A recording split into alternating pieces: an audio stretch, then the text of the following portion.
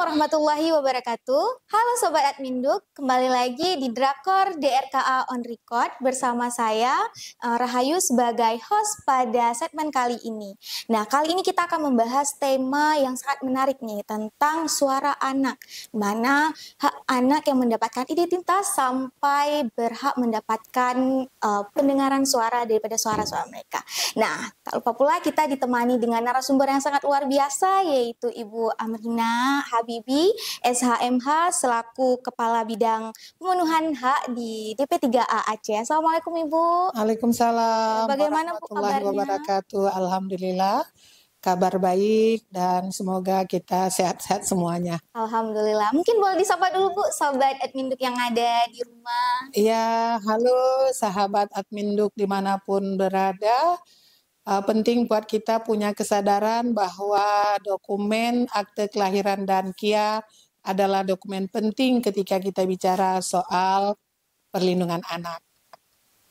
Iya, jadi anak-anak itu bukan hanya generasi penerus, tapi mereka juga manusia pada hari ini yang memiliki perasaan, yang memiliki hak untuk didengarkan suaranya. Apa begitu Ibu? Benar, jangankan anak-anak, orang dewasa juga butuh mendengar ya. Makanya kuping kita dua ya, karena Allah memberikan kewajiban mendengar lebih banyak daripada hanya berbicara. Iya.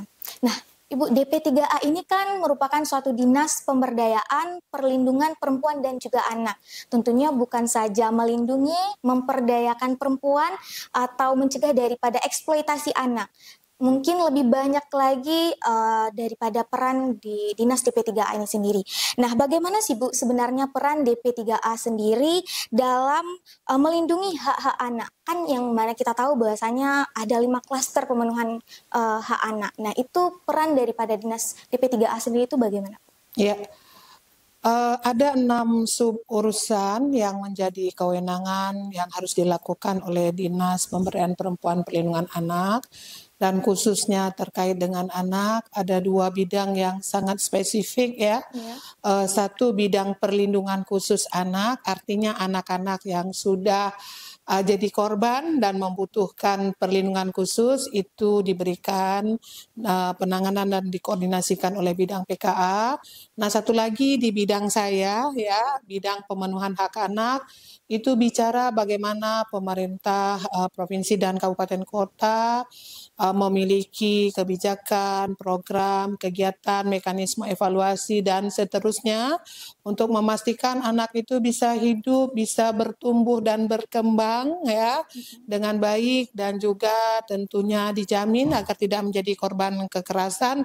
Dan satu lagi kita pemerintah memberikan ruang agar kelompok anak bisa menyampaikan pandangan dan suaranya. Nah, kalau apa yang kami lakukan kan gitu ya. Pertama tentunya kita memastikan ada regulasi, ada kebijakan di tingkat lokal yang bisa menjadi payung untuk melakukan upaya-upaya percepatan ya terkait dengan perlindungan anak.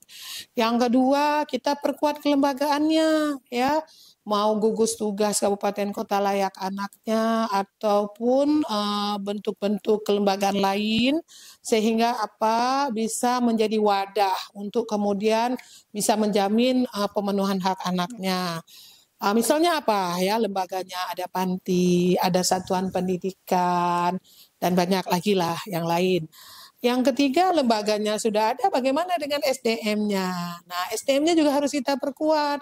Kita punya banyak sekali skema pelatihan, workshop, IMTEK, untuk melatih aparatur negara supaya punya perspektif yang bagus tentang perlindungan anak, mendorong keluarga juga agar memiliki pengetahuan dan keterampilan yang baik terkait dengan pengasuhan khususnya ya, karena kan pengasuhan pada umumnya mungkin kita terjebak dengan pengasuhan yang penuh dengan kekerasan ya, kadang kita nggak sadari, bukan ingin melakukannya, nggak punya pengetahuan ya kan, karena memang jadi orang tua kan harus belajar seharusnya ya, parenting, pendidikan, belajar menjadi orang tua itu penting. Maka kita juga punya banyak kelas psikoedukasi Puspaga yang menyasar keluarga, anak, remaja untuk kita berikan berbagai informasi dan skill, termasuk soal bagaimana memiliki kemampuan untuk mengatur regulasi emosi. Nah, kemudian di kabupaten kota juga kita punya komitmen memperkuat SDM di tingkat kabupaten kota. Lalu orangnya udah kuat, apalagi kan gitu ya. Tentu kita juga harus mendorong kerjasama dengan pihak-pihak yang bertanggung jawab juga untuk melakukan perlindungan anak, termasuk pemenuhan haknya. Termasuk salah satu mitra kerja strategis kami adalah dengan DRKA, ya, karena ada indikator penting yang terkait dengan kewenangan DRKA, yaitu memastikan jaminan hak sipil, ya, hak sipil anak, indikator hak sipil dan kebebasan, ya, di klaster 1, ya, indikatornya adalah capaian akte kelahiran. Nah, kan selain kerjasama dengan pihak pemerintah, kita juga akan mendorong partisipasi masyarakat, mendorong kerjasama dengan dunia usaha, ya, lembaga-lembaga masyarakat lainnya, karena nggak bisa sendiri. Nah, lalu berikutnya apa? Kita juga harus melakukan evaluasi atas semua capaian baik ataupun tantangan yang masih kita punya, sehingga kita tahu, oh ini loh yang harus kita perbaiki. Oh ternyata untuk meningkatkan capaian akte kelahiran kita perlu jemput bola misalnya, ya. Kami kan ada program juga membuka akses yang lebih luas kepada masyarakat-masyarakat yang berada dalam kelompok rentan dan marginal itu, yang nggak punya akte, nggak punya KIA, itu kami fasilitasi. Caranya ya tentu bekerja sama, ya, dan harus dapat informasi dari masyarakat. Itu beberapa hal, ya. Dan kemudian ketika anak jadi korban, ya, DP3A juga punya layanan, ya, yang dikenal dengan nama UPTD PPA. Ya, jadi siapapun yang melihat, mendengar atau mengalami kekerasan, silakan mengakses layanan UPTD PPA yang insya Allah akan memberikan penanganan secara komprehensif, dilakukan secara tepat, keterpaduan, dan tujuan akhirnya adalah permanensi pemenuhan hak anaknya bisa terjadi, gitu ya. Tentu pembangunan isu pemberdayaan perempuan dan perlindungan anak adalah hal yang perlu kita advokasi, ya, karena isu ini adalah isu cross-cutting isu yang ada di semua sektor dan semua harus bergerak. Bicara anak dan perempuan bukan urusan DP3 saja, tapi menjadi urusan semua orang, ya, semua pihak, khususnya yang memang sudah dimandatkan oleh negara. Ya, baik Ibu. Nah, tadi kan Ibu ada bilang terkait tentang kalau pemenuhan hak ini termasuk dari diskriminasi administratif dan juga seperti pembuatan KIA anak, itu bekerja sama dengan DRKA secara langsung. Nah, kira-kira tantangan dan hambatan apa sih Bu yang dialami oleh DP3A sendiri dalam pemenuhan hak anak ini dalam pencatatan sipil sendiri? Yang pertama, kalau kita lihat sisi kebijakannya kan kita sudah punya, ya. Kita lihat lembaganya juga, keberfungsian gugus tugas walaupun belum maksimal, tapi perputaran dan distribusi potensi cukup lumayan, ya. Yang menjadi tantangan adalah ketika kita bicara soal komitmen di mulut, ya, belum setara dengan komitmen yang tertulis. Artinya apa? Ketika kita lihat misalnya kebijakan terkait dengan anggaran, barangkali perlu terus kita perjuangkan, ya, khususnya ini di level kabupaten kota. Kalau provinsi, alhamdulillah kita bisa melakukan operasional kita dengan baik, juga punya program dan kegiatan yang terstruktur walaupun belum bisa menjangkau semua, tapi kondisi di kabupaten kota ini masih lumayan berat. Nah, sementara provinsi kan tidak punya wilayah, ya. Wilayah kita tentu 23 kabupaten kota. Artinya pergerakan provinsi tanpa pergerakan yang sama dari kabupaten kota akan menjadi sebuah tantangan, kan. Yang kedua, kita juga melihat bahwa tidak semua orang memiliki awareness yang baik ketika kita bicara soal pemenuhan hak anak. Ada yang merasa ya dia butuh tapi acuh gitu ya. Ada yang merasa butuh tapi nggak dapat informasi. Ada yang butuh tapi tidak ada fasilitasi. Nah ini berdampak ya, menjadi tantangan buat kita selesaikan. Lalu kemudian yang berikutnya juga adalah soal bagaimana dukungan dari keluarga sendiri gitu ya. Dan saya juga melihat ada potensi yang agak dalam tanda kutip ketika misalnya kaitannya dengan adminduk ya. Kepentingan ya bahwa ini adalah hal yang mendasar yang kemudian akan berimplikasi pada pengurusan administrasi yang lain. Ada yang tidak berpikir itu sebagai sesuatu yang mendesak. Kapan dia mendesak? Pada saat ada case. Nah, itu kan menjadi tantangan. Harusnya ini prepare ya. Ini masuk dalam wilayah pencegahan. Dan ketika kita bicara wilayah pencegahan, maka tantangan pembentukan keluarga, misalnya ada masih rumah tangga yang dibangun tidak dengan menikah secara aturan negara, masih menikah secara siri, itu memiliki tantangan sendiri ketika kita bicara soal pemenuhan hak anak. Itu masuk dalam kelompok beresiko ya, dan berat. Nah, itu beberapa tantangan yang masih terjadi.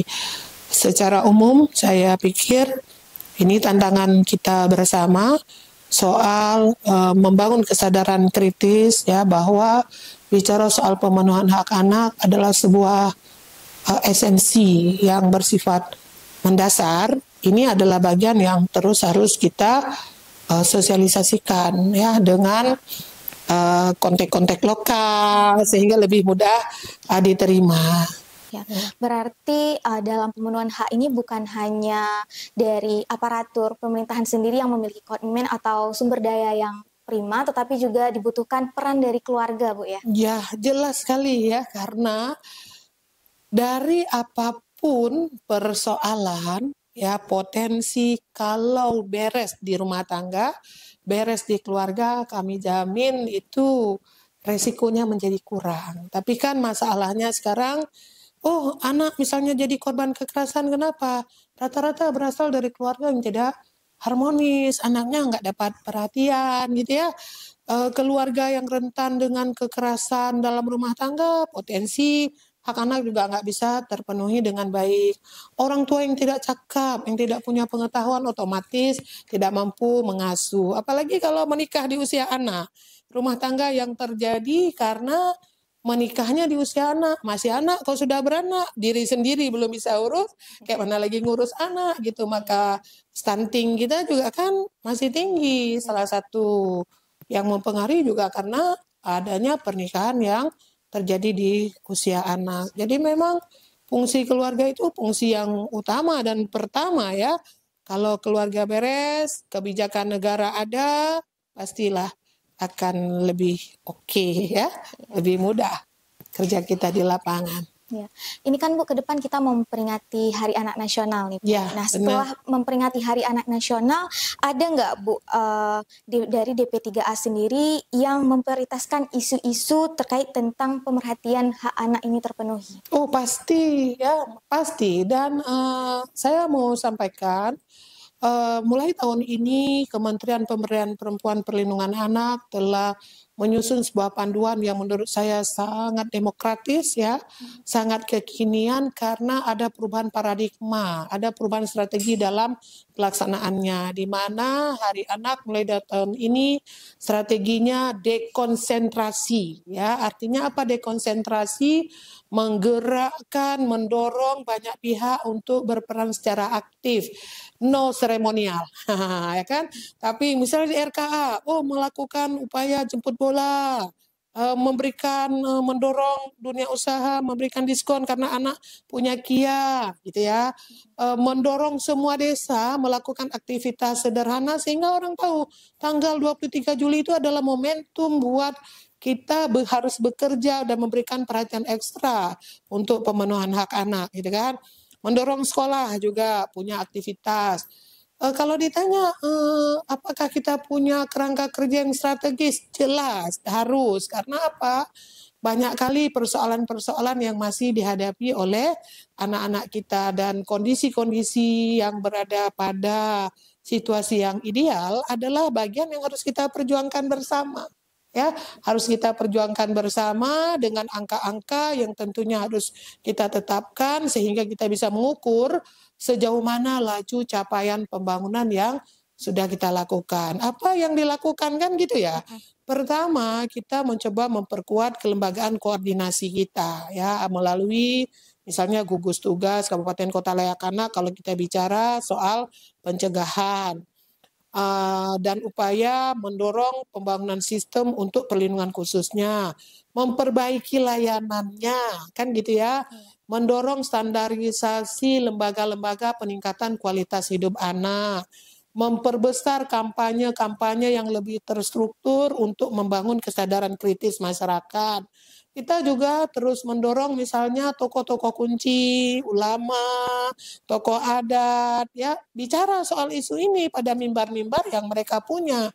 Dan kami juga punya skema bekerja sama dengan anak muda, agar anak muda juga mengambil peran secara efektif. Kenapa? Yang namanya anak muda, tenaganya besar, SDM-nya ada, mobilisasinya lebih mudah, dan ketika anak muda bicara tentang anak, bertemu dengan kelompok remaja tentu lebih mudah diterima. Kenapa? Masih sebaya.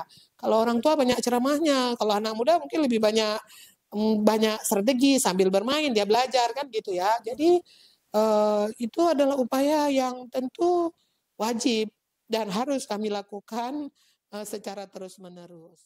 Ya, baik, tidak terasa nih Bu, kita di ujung segmen aja. Nah, ada nggak Bu pesan baik untuk masyarakat atau sekolah atau bahkan pemerintah sendiri terkait tentang pemenuhan hak-hak anak ini?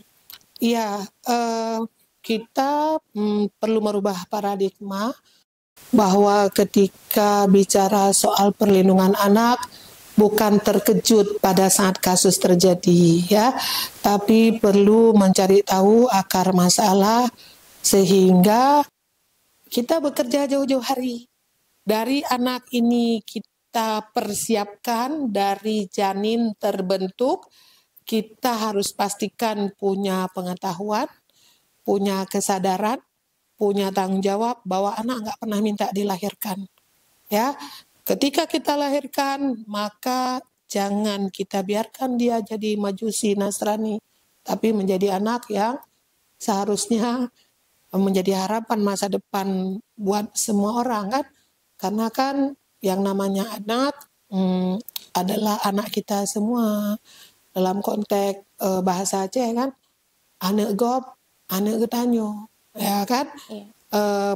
Perhatian kita, ya mungkin tidak semua bisa diterima dengan baik, tapi kalau kita cukeh pasti kan orang terkejut. Dengan terkejut orang akan lebih berhati-hati. Ada dampak sosial yang kemudian bisa menjaga lingkaran untuk memastikan dimanapun anak berada, mau di rumah, di lapangan, di sekolah, dia tetap nyaman, aman, dan bisa bertumbuh dengan baik tanpa kekerasan dan diskriminasi. Ya, wah, luar biasa sekali pesannya. Saya juga sedikit mau menambahkan bahwasanya perempuan dan anak bukan manusia yang perlu kita kasihani, tetapi manusia yang perlu dihargai, yang memiliki perasaan. Maka hargailah setiap hak yang dimiliki oleh setiap anak dan juga manusia yang ada di lingkungan sekitar kita. Sampai jumpa di episode selanjutnya. Kalau misalnya kalian sendiri mengalami kekerasan atau bahkan tidak terpenuhi haknya, segera lapor. Wassalamualaikum warahmatullahi wabarakatuh.